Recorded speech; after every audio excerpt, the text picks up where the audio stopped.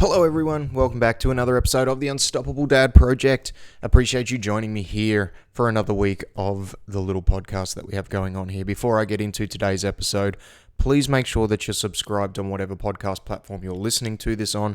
You'll be able to find the podcast on all the major podcast platforms, and one of the ways that the podcast will continue to grow is by you taking that very small action and doing me a small favor of subscribing on that platform.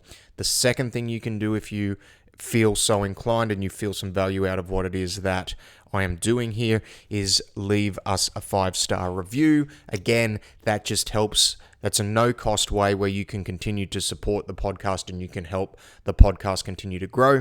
You'll also be able to find video versions of the podcast that go up each week on a Wednesday on our YouTube channel. So just search the Unstoppable Dad Project on YouTube or jump on and follow us on the socials at the Unstoppable Dad on Instagram or the Unstoppable Dad Project on Facebook. So this week is all about addition through subtraction. I almost messed up that line there. But the fact of the matter is, when it comes to quitting a behavior or it comes to stopping something, you need to sometimes look at adding something else in place of that behavior in order to make it harder to go back to whatever it is you're trying to stop. And one of the reasons I wanted to do this podcast today, albeit just a really quick reminder that sometimes you need to, if you're trying to drop something, you may need to replace it with something else, is that the last couple of weeks, given that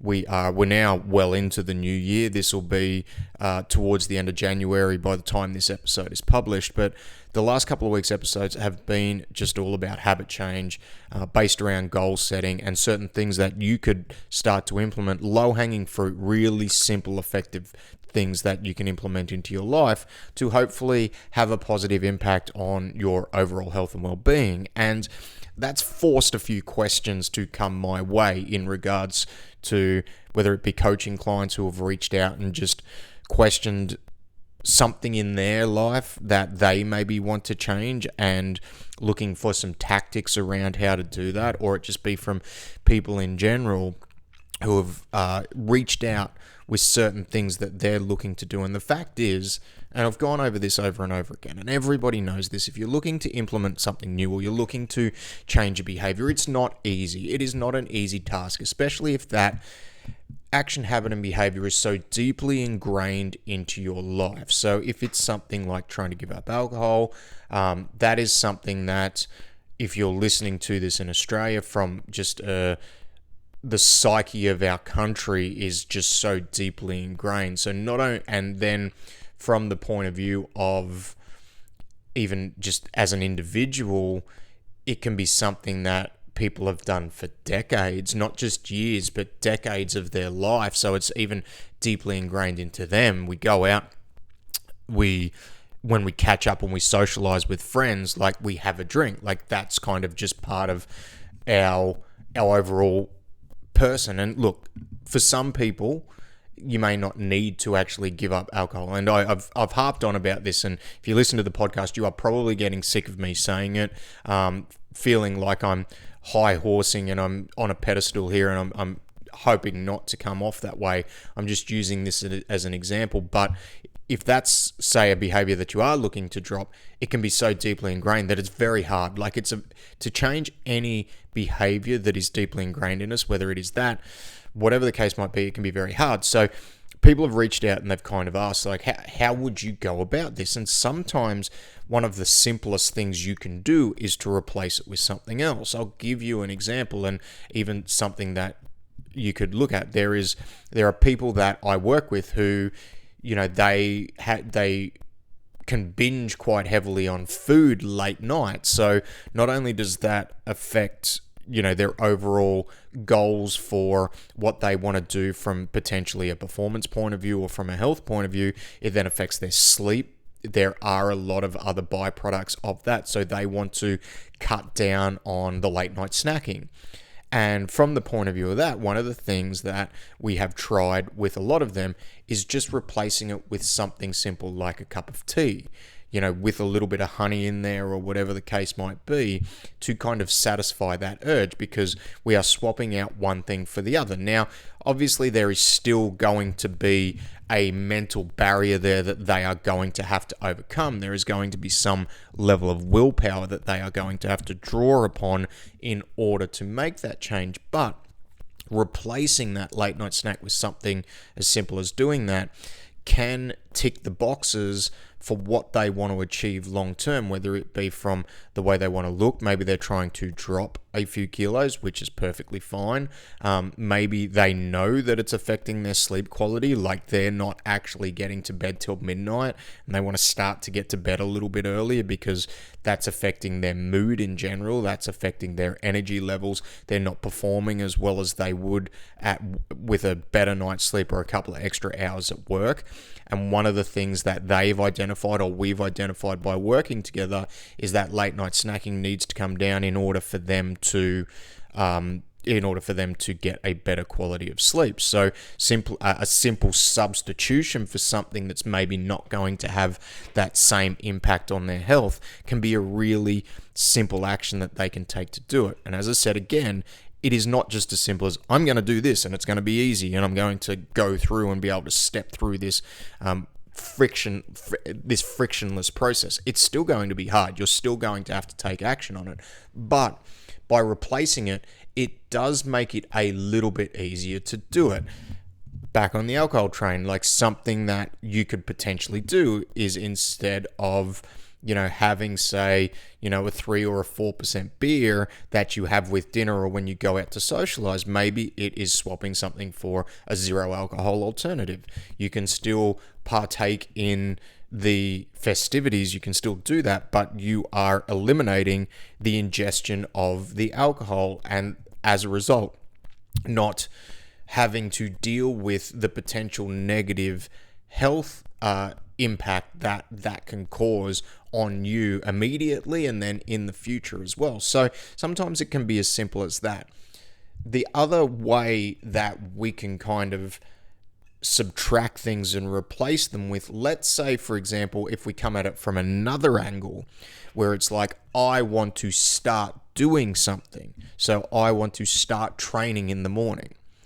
But I also know that at night, most nights, I'm having 2 or 3 beers at night as a bit of a wind down, and then I'm not getting to bed till later, so that if I was to get up earlier, I'm going to have to sacrifice sleep in order to get earlier. Well, we can kind of add by subtracting the other stuff. So by stopping a behavior, we can actually add another behavior. And while it's not an immediate swap, we're swapping it out for something else. So we start by looking at, hey, maybe don't have those 2 or 3 beers at night, and let's try to endeavor to get to bed a little bit earlier. So we are subtracting those behaviors the night before in order to add something the next morning. So then you're essentially shifting your sleep hours across into the previous day to make room in the next day. So you are adding stuff by subtracting other stuff. And then what can happen from a mental point of view is, not only can we hopefully start to see some results from adding that better behavior, where we're getting up, we're training, we're doing that 2 to 3 times a week, we start to see some results, we start to feel better, our energy level starts to increase, and we start to move things in a positive direction. All of a sudden, we have in our mind replaced the old behavior with the new behavior. And we start to become this new person. We start to become that person who does get up in the morning, who does do what we have set out to do. And then that can have a whole bunch of positive impacts on our mental health, on our self-worth, on just the way we feel in general.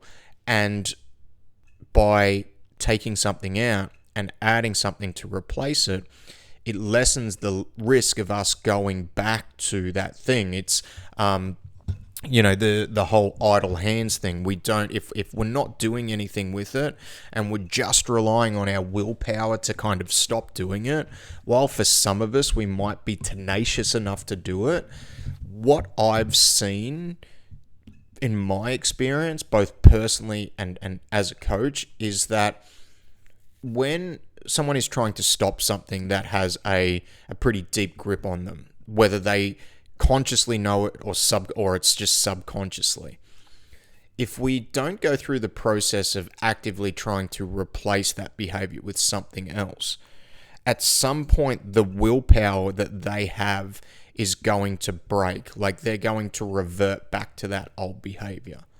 And unfortunately, that's just the reality of it. I would think it's probably a very rare case where somebody doesn't revert back to the old behavior without replacing it with something else. And when we talk about replacing it with something else, that can be replaced in a positive light. That can be replaced in something that is going to help better us and help move us forward. And I think the other thing is too, if it is something that is so deeply ingrained in your day-to-day life, in your being, and it's something that has become like a very heavy part of what you do, you need to start off potentially, and we're backtracking this a little bit, but if in order to find something that you're going to replace it with, which is going to overrule those feelings to want to go back, we really have to sit down and understand what our values are, and then make sure that the goal that we're trying to achieve is aligned with our values. Because if it's not, and we're trying to kick something or we're trying to stop something that is really set into like our personality and our daily life, sometimes the new thing we're trying to implement cannot have enough of a reason why behind it that we're able to let go of that other thing. So if we're able to implement something new, something that is very important to us because it is aligned with the values that we have at that point in life. Now, I do, without going down this too much, and I think I'll do a separate episode on this, and I have over the years, but our values don't have to stay the same all the time. They are going to change as we grow, as we progress, and as we get older. And therefore, the things that we are trying to achieve in life are going to change. And as such, the daily actions, habits, and behaviors that we are going to have to undertake are going to need to change with it in order to achieve the goals that are going to align with our values. And if they don't, that's where the mental disconnect can come in, because we can be stuck in behaviors that aligned with what were once our values and were once our goals. But where we are in life right now, those behaviors no longer align with what we're doing. And I guess if I'm talking about certain things that I've stopped doing over the years recently, and I'm looking at it from that upper level point of view, that's probably why I've done it, because at one point that aligned with my values and what I wanted out of life, but it doesn't anymore. It's not serving my new set of values and where I want to go currently. And that's why that had to go. And in order for that to go and go effectively, because it had been such a big, heavy part of my life, I had to replace that with something else. And there was a transition period where it didn't just happen overnight. It wasn't just I was doing it, I was not doing it. I was doing it to I'm not doing it. There's certain things that it has been, and I think that certain things you need to be all in or all out. You can't have 1 foot in, 1 foot out. But for most of us, there needs to be a transition period as we're slowly starting to move this out of our life. But as we're slowly starting to move it out of our life, we're starting to slowly replace it with something else that is more important to us, that is more aligned with the current set of goals that we have and the current set of values that we have. So within all that, the first thing to do is, and I think from the questions that I've got and the conversations that I've had, most of us know there's a few things that we want to get out of our lives, we want to move on from. The next step I would do is start, and if you're not sure what you're going to replace it with, because as I said, there's some things that are that really simple switch, right? Late night snacks, maybe you replace it for a cup of tea or something like that. Alcohol, maybe you opt for the 0 alcohol option rather than the one with the 3 or 4%. Like, sometimes there's that simple switch that you can make. But even then, right, even if you make that simple switch, I think understanding why you want to do it, what's the goal behind it, and why is that goal important, and how does it feed into your overall current set of values that you've got. Because when you understand that, it makes the new action a lot easier to stick to, because you start to want to believe that you are this person who does this and who doesn't do that old behavior. And by stepping into that and doing that consistently, you then become that new person. And you are that new person rather than somebody who just wants to be this. So addition through subtraction, taking things out in order to start to improve things and move them in a new direction, I think is a very interesting topic. And it's obviously going to be very context specific, right? Like it's not, I've given you a few very simple examples of what you can do, but everything is going to be context specific, because no two people are going to have the same set of values, exact same set of values, and the exact same set of goals. You should have your own set of values and your own set of goals, and therefore the implementation of what you're going to do, the actions, habits, and behaviors are still going to be very unique to you. There's going to be some similarities from person to person, and obviously if you know someone who's successful that you want to emulate, then you can bring some of that stuff across, but there is going to be an element where you still need to work it out for yourself, and you need to understand how it's all going to fit into your life. So if you need some help implementing anything, obviously please reach out. You can book in a time for a free chat. There's a link in the show notes where you can jump on and you can schedule a time. Or just send me a message on the socials. Let me know what you think. Have you successfully transitioned from doing a habit that you wanted to get out of into something that you are now doing, where you have done it through replacement? You have replaced the old habit with something new and been successful with that. Let me know. Comment on the social media videos. Send me a message, because I'm very interested in maybe something really simple that you've done that I haven't covered off on the podcast that maybe I could share on the socials, or I could share on the podcast on another episode that might be able to help somebody. So reach out, let me know. I'm always interested to hear from the listeners of the show, and I appreciate each and every single one of you. I hope you have a fantastic week, and I will see you next week. Goodbye.